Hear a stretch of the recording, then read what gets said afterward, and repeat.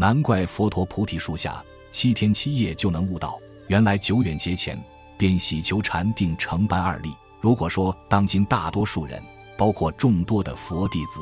对释迦牟尼佛的理解仅仅停留在他曾是印度王子，后来出家求道，而后成佛的层次上，这期视频开始将介绍世尊无数劫中6度万行之行迹，为了利益众生而发心行持牺牲等种种惊天地泣鬼神的壮举。久远之前，释迦牟尼佛曾转生为噶西嘎国王手下一大臣，名为察见，他精通一切论点，并具性格沉稳、行动调柔等诸多超人功德，且常为众人宣说如何取舍善恶之道理。众人因此都像对待上师那样对他恭敬爱戴。他有次想将国王心中不合理之念头全部除去，于是就与国王来到一寂静地后说道：圣身等国王都犯有同样过失，但国王们自身却皆未察觉。接下来他便首先宣讲饮酒之过，饮酒后能令人生起嗔恨心，且哭哭闹闹，说话也语无伦次，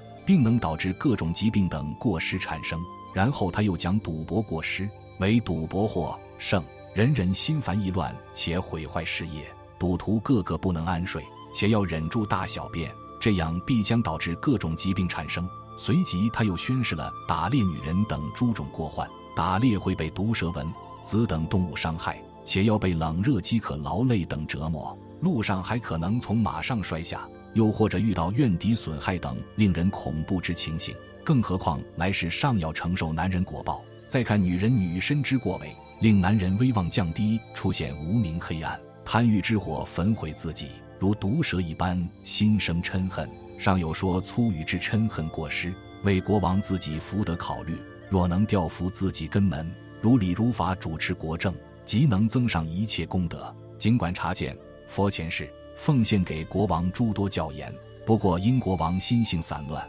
他听闻后心知自己并不可能将其全部如法行持，但为顾及察见情面，国王只得说道：你像上师一样赐我教言，我从今往后定不违越。待察见说完，国王即自行回宫，又与王妃待在一起。夜晚降临后，国王依旧开始沉迷于歌舞美酒等放逸行中。另有些大臣对察见智慧及福德心生妒意，他们便向国王进谗言道：察见欲与圣身国王里应外合，推翻王位，你应在各方面小心提防。愚笨国王噶西嘎根本不经观察，自此之后便对察见佛前世心生不满。察见了知国王心态后，不觉悲哀，想到人们并不看重说真实语之众生，这世间肤浅之人就如毒蛇一般，我本无任何过失，但他们偏偏就要离间，以致国王对我不满。居住生存于这种众生中有何利益？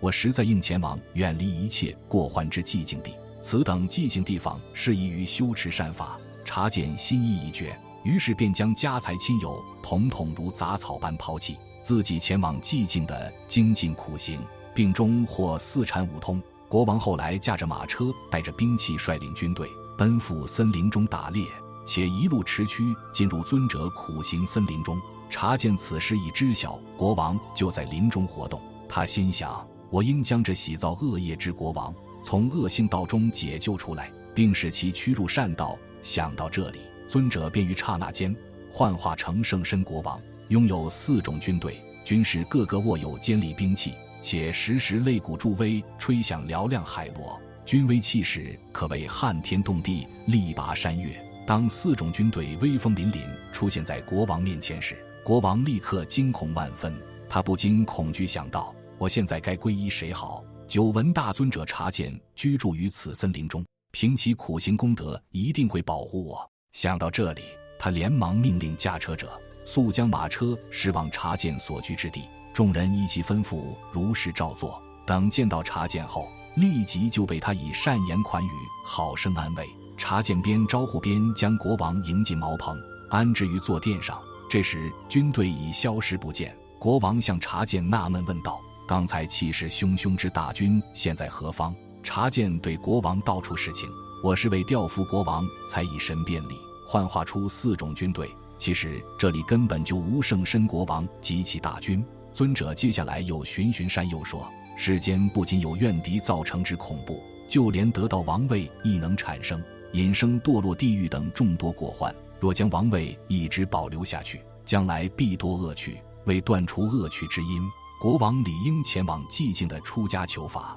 察见紧接着又为国王宣示了贪着世间妙语之过患，远离世间法之功德。国王对其神变力生起大信心，对其宣说佛法生起欢喜心，于是就将自己随身衣物饰品全部交予驾车者，并令其返回，自己则于尊者前出家。察见为他传授教言，他自己亦严护根门戒律，并于苦行修持后逐渐获取禅定境界，享受寂灭安乐。驾车之人及余众返回城中后，王宫中人皆心生悲伤，他们纷纷打探国王去处。众人回复说已在察见处出家。王妃等眷属闻已不觉失声痛哭，众大臣想方设法，才使其从忧伤中自拔出来，并立大太子当上国王。若具足禅定境界，即可获取神变，以神变即能令众生欢喜，再以佛法则可利益众生，故而对圣者禅定功德，我们理应生信恭敬。有释迦牟尼佛曾转生为森林中亦精通一切论点，摄受众多弟子之苦行者。他横喜在树叶丛中坐禅，当时森林附近滴雨未降，树干叶枯，众多苦行者均感身体乏力，难以支撑。正当大家商量欲前往城市中时，苦行尊者便及时向众人宣说进入城市中之种种过患，并安抚诸人道：你们均可暂时从我这里取走食物，以后亦可常至我除取食，但切记勿轻易离开我们苦行的森林。等众人将苦行尊者所有食物分光享尽之后，大家就集中于尊者身边，而他则手拿土制钵盂一神便利，当下飞往北距泸州，并将此地甘露般美食通过化缘得于手中。他将化缘所得拿回来后分与诸位苦行者，他们个个欢喜享用，并立即复原身力。尊者即如此为苦行者日日提供饮食。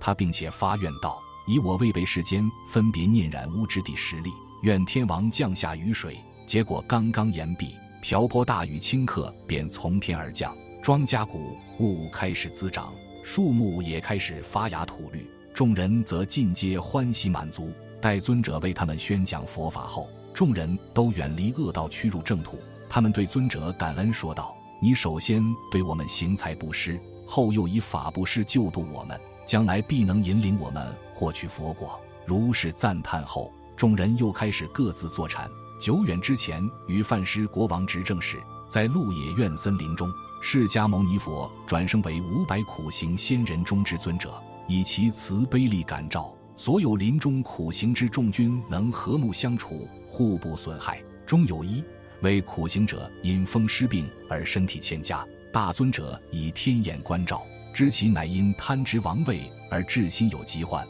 非身病也。病者向尊者询问得病缘由，尊者回答说：于此苦行森林中，以树根树叶恐难治愈你所患病，看来必以畜生肉汤方可治你顽疾。尊者随即便以幻化神变现出一动物，并要求病者将其杀死，且云：杀了他，你即可喝汤矣。病人则说道：大上师，我如此行事必定会与佛法相违，苦行人怎能杀害众生？尊者即反唇相讥道：设若尽管你为顾惜自己生命，但以悲心仍连一众生都不肯杀死，如果成为国王，必定要杀害众多众生，就连无辜野兽亦会被兵器砍杀，这难道不更与佛法相违？那时你所谓慈心悲意又向何处寻觅？王位时乃一切病苦之因，千万勿贪执于此。尊者接着又向其宣说了心被染污后会再三堕入恶趣，感受痛苦之教言。病者惭愧说道：大上师确实已将我内心洞悉无疑。他于是边赞叹尊者相救之功德，边摧毁自己恶心，最后又向尊者询问道：我在苦行时总是将心执着于女人，并至心常常因女人而散乱，如此贪欲如何对治？尊者又对他开示道：你应了之，女人之眼、手脚、脸面等都为暂时美丽而已，待到年华逝去后，就会变得丑陋无比，且肮脏污秽，完全是恐怖本性。若不明此道理，必将感受无边无际之痛苦。尊者又继续向他开示了有关这方面之佛法道理，苦行者听闻后，即前往其他境地，并按上师教言精进修持，且终获四禅五通。等他得到四禅五通果位后，此人又回到上师所居寂静森林，并对上师赞叹不已，还以报恩之词句对尊者大加赞赏。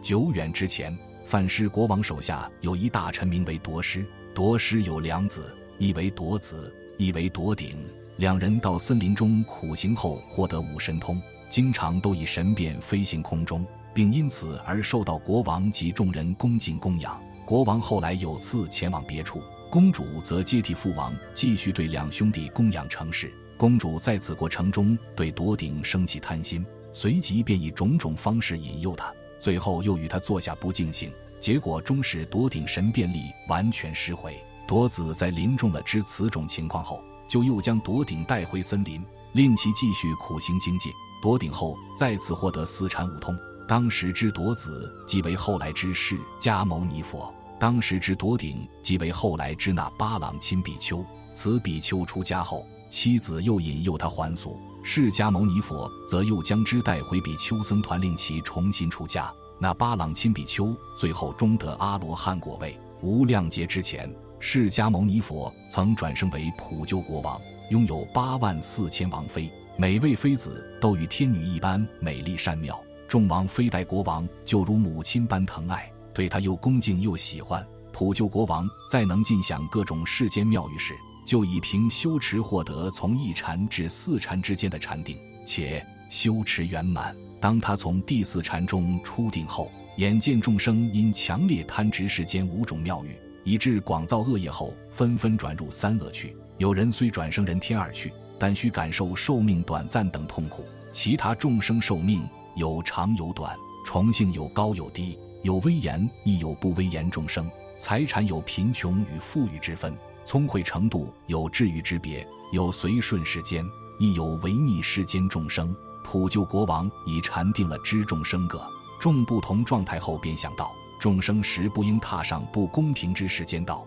我一定要将此等众生引入平等清净之佛法圣道。他边思虑边生出悲心，自此之后便常常前往大小城邑，以5神通力令众生断除10恶，行持10善，并将善根回向无上菩提，且使无量众生皆趋入不退转果位。国王去世后转生梵天天界，当整个时间趋入灭劫中时，他又从梵天转生光明天界，并使彼处成千上万无数众生皆趋入不退转果位，且都获得无生无法之境界。他从梵天转生光明天界后，为度众生又再次返回梵天，并偶尔降临人间。若佛陀未出世，他即以所具5通救度众生；若世尊已出世并传法，他即于佛前承事供养，并以此善根了知如来入灭尽定或住净处等情况。有久远之前，当记住如来出世时，世尊寿量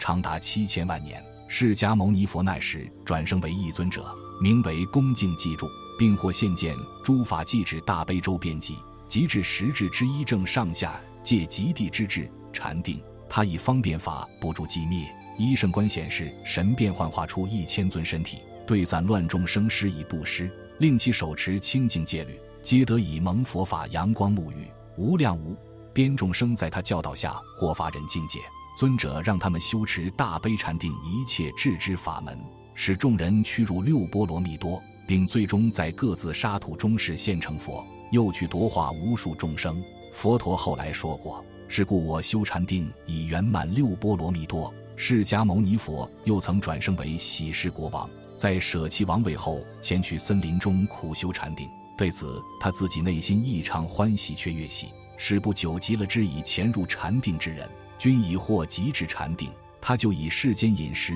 令坐禅者皆生欢喜心。无量劫之前，释迦牟尼佛曾转生为一仙人，名为无住吉祥，虽未曾升起过任何禅定功德，但以了知其为寂灭法，他以不为世间心不住寂灭心离世，于96劫中不入胎，专以幻化身存世。又无量劫之前，释迦牟尼佛曾转生为贤目，了知3界众生受自地障碍束缚，并深觉其可悲可叹，看到众生无论居于何处，都必受程度不同之损害，且又无依无护时，他就想我不应安住于寂灭，若无相也即无动摇。我应给众人宣说以诸法无相之禅定，而获大悲之法门。于是他在自己精通后，又为别人宣说，使无量无边众生获无助智慧，从而趋入无余盘涅。